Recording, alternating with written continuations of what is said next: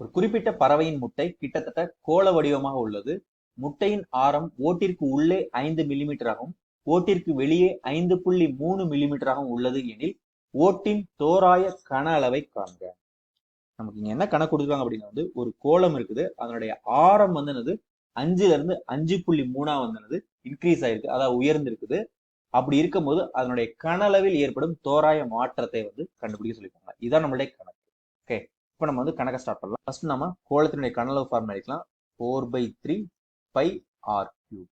Okay, இப்போ நமக்கு என்ன கொடுத்துருக்காங்க அப்படிங்கிறது given ஆர், ஆரம்ப ஆரம். ஓகே, அது வந்து என்னது 5 மில்லிமீட்டர்.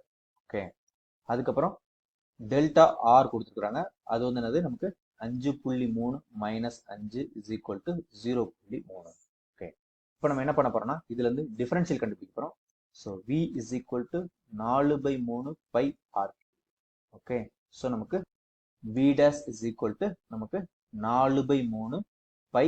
ஓகே, ஆர் கியூப் வந்து டிஃபரன்ஷியல் பண்ண நமக்கு கிடைக்கும் 3r² இன்ட்டு dr கிடைக்கும். ஓகே, ஸோ இங்கே வந்து என்னது நம்ம இதை டெல்டா வி அப்படின்னு மாற்றும் போது இந்த ஈக்குவல்ட்டுங்கிறது நமக்கு அப்ராக்சிமேஷன் மாறிடும். இந்த 3 கேன்சல் ஆயிரும். ஸோ இங்கே 4 பை பெருக்கல் r². ஓகே, அதுக்கப்புறம் இந்த dr வந்து நம்மளுடைய டெல்டா ஆரா எடுத்துக்கலாம். Okay, so this is equal to இப்போ நம்ம வேல்யூலாம் சப்ஸ்டிட் பண்ணிக்கலாம். 4 பை. ஓகே, ஆர் அப்படிங்கிறது என்னது 5, ஸோ 5². டெல்டா ஆர் அப்படிங்கிறது 0.3. ஓகே, இங்கே வந்து என்னது 5² 25, 25 4ஆல் பெருக்கினா 100 கிடைக்கும். 100 வந்து என்னது நம்ம 0.3ஆல் பெருக்கணும்னு நினைச்சு 30 பை அப்படின்னு நமக்கு கிடைக்கும். ஸோ இங்க நமக்கு என்ன கிடைச்சிட்டு அப்படின்னா கன அளவில் ஏற்படும் தோராய மாற்றம் வந்து 30 பை மில்லிமீட்டர் கியூப். அதுதான் நம்மளுடைய ஓட்டின் தோராய கன அளவு.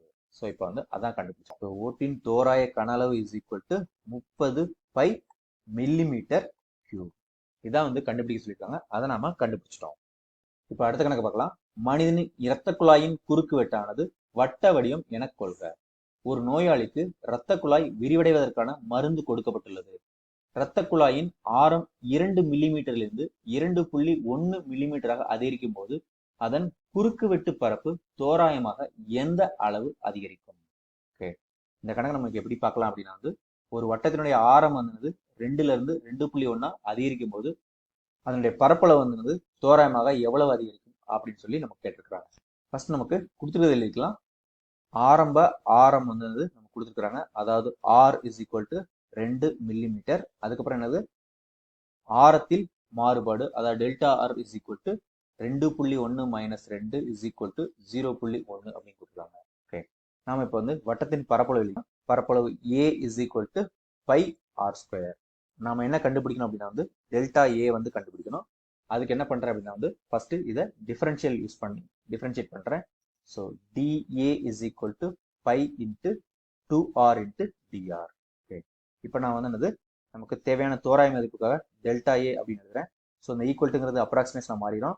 So pi into 2r into இந்த dr வந்து நம்மளே டெல்டா ஆரா மாறிடும். So this is equal to pi into 2 பெருக்கல் ஆர் வந்து என்னது நமக்கு 2 பெருக்கல் டெல்டா ஆர் அப்படிங்கிறது 0.1. ஸோ இப்போ வந்து என்ன கிடைச்சிருக்கு நமக்கு இங்க 2 4 4 பெருக்கல் 0.1 அப்படின்னா நமக்கு 0.4 பை. ஸோ நமக்கு டெல்டா ஏ அப்படிங்கிறது என்னது தோராயமாக 0.4 பை மில்லிமீட்டர் ஸ்கொயர்.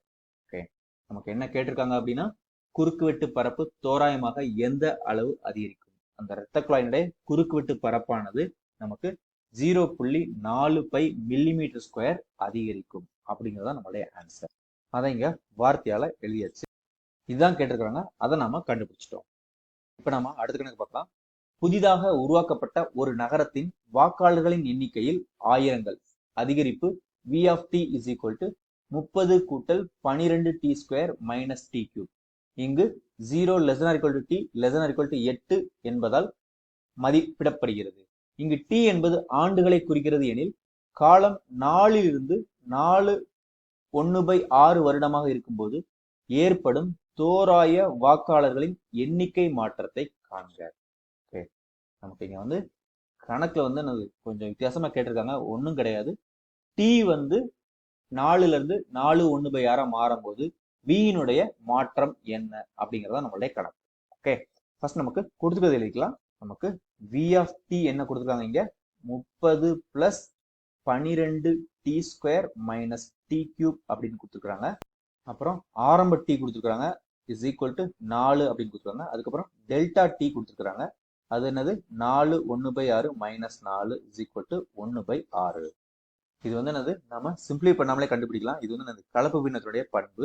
ஓகே, இப்போ நமக்கு என்ன தேவை அப்படின்னா வந்து டெல்டா வி தேவை. அதுக்கு என்ன பண்றோம் அப்படின்னா வந்து டிஃபரன்ஷியல் கண்டுபிடிக்கிறோம்.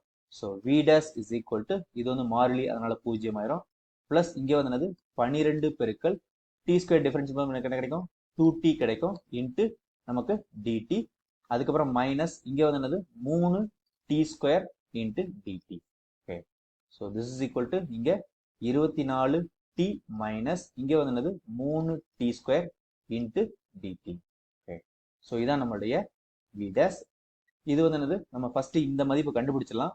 ஸோ இங்க 24t அப்படிங்கிறது என்னது 4 மைனஸ் 3 பெருக்கல் 4 ஸ்கொயர். ஓகே, 24 4 என்னது நமக்கு 96 மைனஸ் இங்கே வந்து என்னது 4 16 16 மூணா நமக்கு 48 இன்ட்டு dt. அதை மறந்துடக்கூடாது. So into dt. So this is equal to நமக்கு 48 dt. இது வந்து நம்மளுடைய v டேஷ். நமக்கு தேவை என்ன அப்படின்னா வந்து தோராய மாற்றம் தான் தேவை. ஸோ அதனால இந்த v டேஷ் வந்து என்னது நம்ம டெல்டா வியா மாற்றும் போது இந்த ஈக்குவேஷன் வந்து என்னது அப்ராக்சிமேஷனாக மாறிடும். ஸோ இங்கே 48 நமக்கு டெல்டா டி அப்படி கிடைக்கும். இப்போ நமக்கு டெல்டா வியினுடைய மதிப்பு என்ன அப்படின்னா அதாவது தோராய மதிப்பு இஸ் ஈக்குவல் டு 48 பெருக்கல் டெல்டா டிங்கிறது என்னது 1/6 இஸ் ஈக்குவல் டு 8. ஓகே, நமக்கு இங்கே வந்து என்னது இந்த v ஆஃப் டி வந்து என்னது அதனுடைய யூனிட் வந்து 1000ல் இருக்குது. ஓகே, ஸோ அதனால நமக்கு வாக்காளர்களின் எண்ணிக்கை மாற்றம் அப்படிங்கிறது வந்து 8000. இதுதான் வந்து நம்மளை கண்டுபிடிக்க சொல்லியிருக்காங்க. அதை நாம கண்டுபிடிச்சிட்டோம்.